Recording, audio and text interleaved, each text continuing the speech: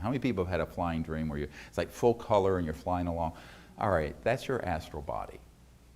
And the mystics call it your astral body. But it's actually it's part and parcel woven into your physical body, but you can have experiences where it separates.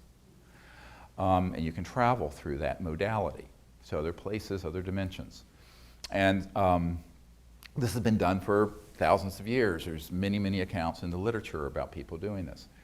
And many people will confuse that with their actual physical body because it looks very similar in shape and size. But then within that astral body is the sort of the essence of your self, your thought essence. And then within that is pure consciousness. So if you look at it, every single individual human being has folded within them all the dimensions of the cosmos. So when people say, how do I explore and find these other dimensions? I said, they're already folded within you. They're there. It's just that you just need to have someone explain that that's what that is. So anyway, so this this Skunk Works guy, the Lockheed Skunk Works, was very happy to finally figure out what happened. But then we had this discussion, and I said, this has really profound implications for you understanding what's going on at Dreamland MOC. And you know what Dreamland MOC is? Okay, so I brought with me the thing I put together when Obama got elected. And the very first document in this briefing is the one from Nellis Air Force Base. What the public call Area 51. Nobody calls it that. And it talks about the Dreamland MOC in it, Dreamland, and all the different compartments out at that facility. And the reason there was an area called Dreamland is that when the pilots who were piloting these anti-gravity devices, and they were taking them to the edge of the crossing point of light, all right, right to the edge of going beyond the light barrier, resonantly. There is this phenomenon of beginning to dematerialize, and you find that you have shifted your body and the craft and everything in it, and it feels like a lucid dream, when you're awake in a lucid dream. And that's why it was called Dreamland, Military Operating Center, MOC. And a lot of people always wonder how they got Dreamland. Now you know. This is something that if you begin to look at, if you do an ethnography of different cultures, for example, the Aboriginals in Australia, where they have something called dream time. And I know a man who worked for ONI, the Office of Naval Intelligence and State Department. His cover was State Department, it was really ONI. And he went over there to study this. And so he went out into the outback, this was back in the 70s, I think. And he kind of embedded himself with a group of Aboriginals who were still in touch with that ability. And they were talking to him about dreams. So, one night they, were in some encampment and they were very nomadic, went to sleep. And one of the members of the tribe, one of their Aboriginals the next morning said, "Oh, well, I had a very lucid, in the dream I met so-and-so, I don't know the person's name, and we need to walk and meet at whatever time here." And of course this guy who was a State Department / Naval Intelligence person studying this weird high strangeness didn't quite believe it. And so they started trekking, and sure enough at the exact place and time he met this person and they didn't have cell phones, nothing, and they just met. And he said, this is, so it was one of these things where this is their normal state. And many African tribes have described doing this, and Native American peoples, and they call them seers or visionaries.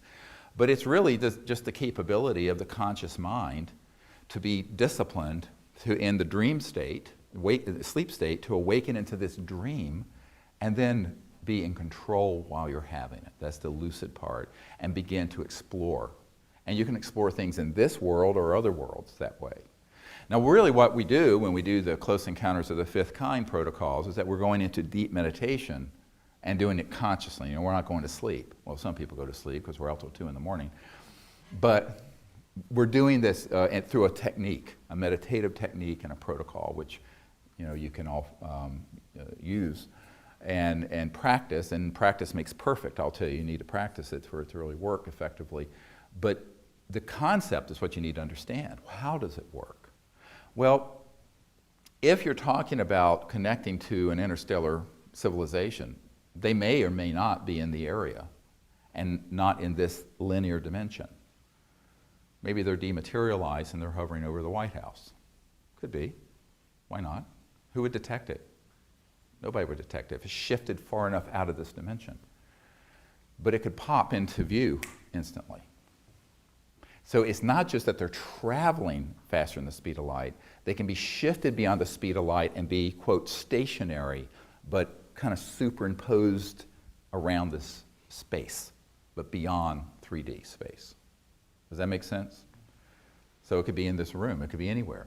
Now, the effect, it becomes something that doesn't make a lot of sense to people unless they understand the basic concepts I'm sharing now. And then you say, well, what happens when it's only partially here? So let's say there's a spacecraft and it's not quite 3D, but it's near, but it's shifting, it's bumping up against the fabric of space-time. Well, this is where you get all kinds of epiphenomenon, all kinds of other phenomena, such as electromagnetic signals coming through our systems that we detect, a sphere that floats right by us out in the desert, which happened to Joshua Tree a few years ago, stopped and we heard 4 voices speaking in the desert, in clear air, empty. We had night scopes. And then all of a sudden we took a photograph and here's this extraterrestrial we call Bijou, who's from the Andromeda galaxy, who's there waving. It's on the website, okay? That's how that happened. But it actually, so the understanding of this, it's really key to going out and doing the contact protocols. Because you're using consciousness, but you're also using thought and electromagnetic systems, and all of this is coming together in a nexus. And there can be all degrees of the manifestation or how something materializes. It can be 3D, where you really would bump into it solid, or it may look like it's 3D, but you could walk right through it. Wonderful story from Altus Air Force Base. A friend of ours who lives out in the mountains, he worked for the Air Force back in the 60s, and he was a guard at a nuclear bomb squadron out in Oklahoma. And if you read his account, it's very interesting because there was roughly a chevron or triangular shaped object that was cobalt blue, gorgeous, that came into, and they were investigating our nuclear capabilities. I think this was in 1968. I have to look it up. But it's in the testimony. You can look. But what was interesting is that he said it was translucent cobalt blue. It wasn't solid. But you could see the shape of it, but it wasn't fully like that. Does that make sense? So it moved over, and of course they have what they call the hot areas that are marked off in red. No one can go into those hot areas except the pilots for the nuclear bombers. And of course these were hot, ready to go. They were kept ready to go all the time in those days. And we still have some that are hot, ready to go. But the hot areas were, and they had sensors, electromagnetic sensors. Well, as this thing moved across that area, it set the sensors off.